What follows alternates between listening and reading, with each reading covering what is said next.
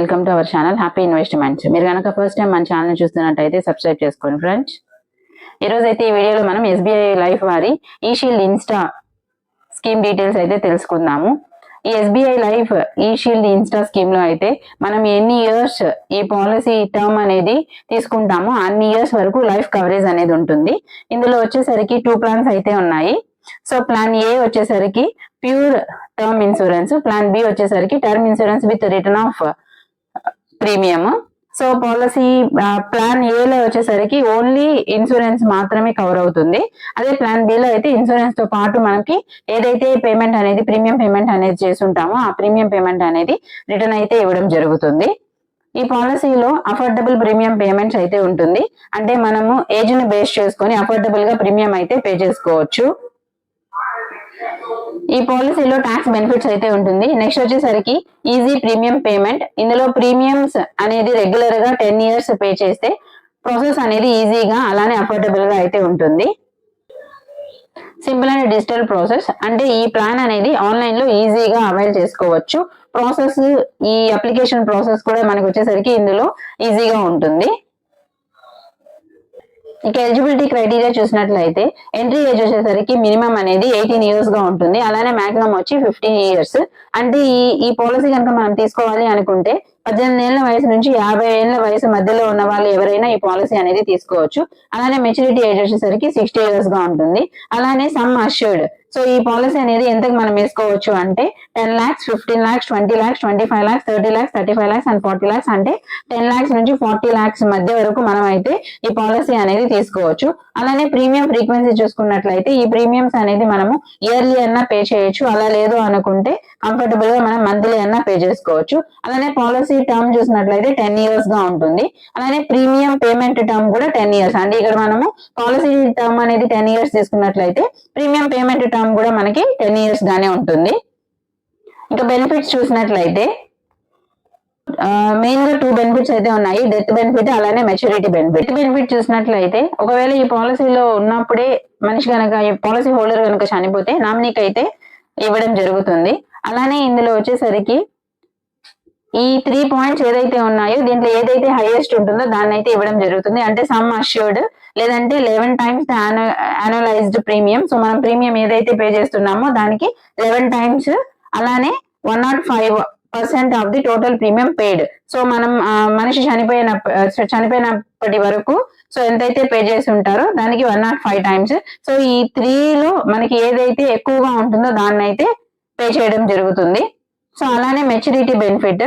So maturity benefit వచ్చేసరికి plan ఏలో maturity benefit అనేది ఉండదు. ఇది ముందే చెప్పుకున్నాం కదా. ప్లాన్ ఏ వచ్చేసరికి ఓన్లీ మనకి ప్యూర్ టర్మ్ ఇన్సూరెన్స్ గా మాత్రమే కన్సిడర్ అయితే చేస్తుంటాము. అలానే ప్లాన్ బి లో వచ్చేసరికి మనకి 100% ఏదైతే టోటల్ ప్రీమియం అనేది పే చేస్తున్నామో ఆ టోటల్ ప్రీమియం కూడా రిటర్న్ అయితే ఇవ్వడం జరుగుతుంది.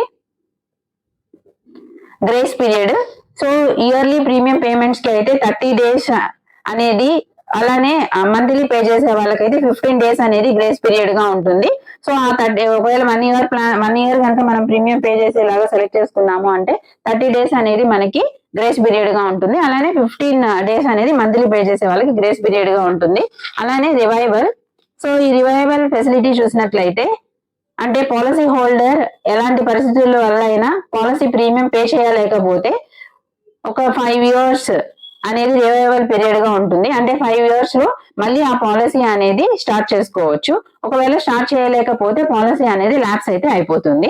నెక్స్ట్ వచ్చేసరికి సరెండర్ బెనిఫిట్.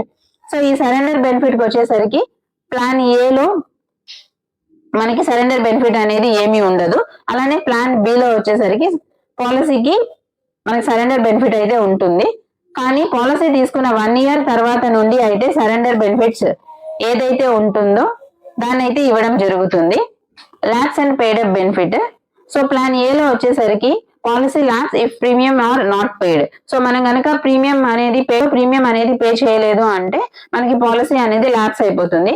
అలానే ప్లాన్ బికి వచ్చేసరికి ఒకవేళ డెత్ వల్ల కనుక పాలసీ అనేది పే చేయలేకపోతే మనకి ఇంత ముందు చెప్పుకున్నట్టు సరెండర్ బెనిఫిట్ అయితే ఇవ్వడం జరుగుతుంది.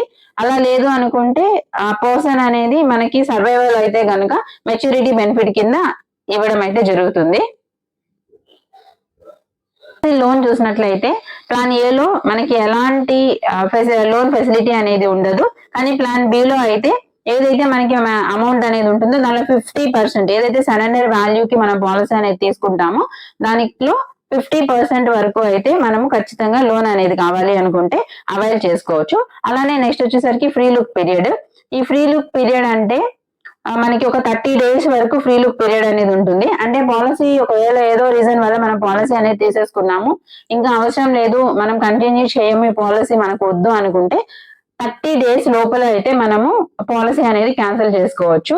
అలా లేదు 30 days క్రాస్ అయిపోయింది అంటే ఇంకా మనం వద్దనుకున్నా కూడా పాలసీకి ఫ్రీ లుక్ పీరియడ్ ఉండదు. 30 days లోపల కావాలంటే మనం క్యాన్సిల్ చేసుకోవచ్చు, లేదంటే పాలసీని అయితే కంటిన్యూ చేయాల్సి వస్తుంది. ఇక ఎగ్జాంపుల్ చూసినట్లయితే ఈ పాలసీకి వచ్చేసరికి regular premium policy with policy term 10 years. So మనము ఈ 10 years అనేది పాలసీ పీరియడ్ గా తీసుకుంటున్నాము. ఇందులో వచ్చేసరికి పర్సన్ 30 lakhs కి కవరేజ్ అనేది తీసుకుంటున్నారు. సో అంటే 50 years వాళ్ళకి 50 years వచ్చే వరకు మనం అనుకున్నట్టు 10 years కాబట్టి పాలసీ టర్మ్ పీరియడ్ వాళ్ళకి 50 years వచ్చే వరకు అయితే పే చేయడం జరుగుతుంది.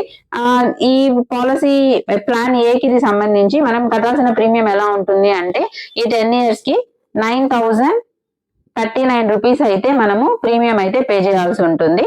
సో ఎలాంటి రీజన్స్ వల్ల అయినా ఇన్ ద సెన్స్ ఇక్కడ మనం తీసుకున్న ఎగ్జాంపుల్ లో డెత్ అనేది మనకి 6th పాలసీ ఇయర్. సో ఏదైతే ఫస్ట్ 6 పాలసీస్ 6 years కట్టేశారు, సో దాని తర్వాత 6th year లో వాళ్ళకి ఏమైనా జరిగింది అంటే అనుకున్నట్టు సమ్ అష్యూర్డ్ వచ్చేసరికి 30 lakhs పాలసీ కాబట్టి 30 lakhs rupees అయితే పేమెంట్ చేయడం జరుగుతుంది.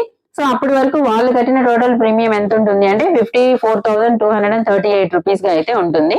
ఇది వచ్చేసరికి మనం ప్లాన్ ఏ.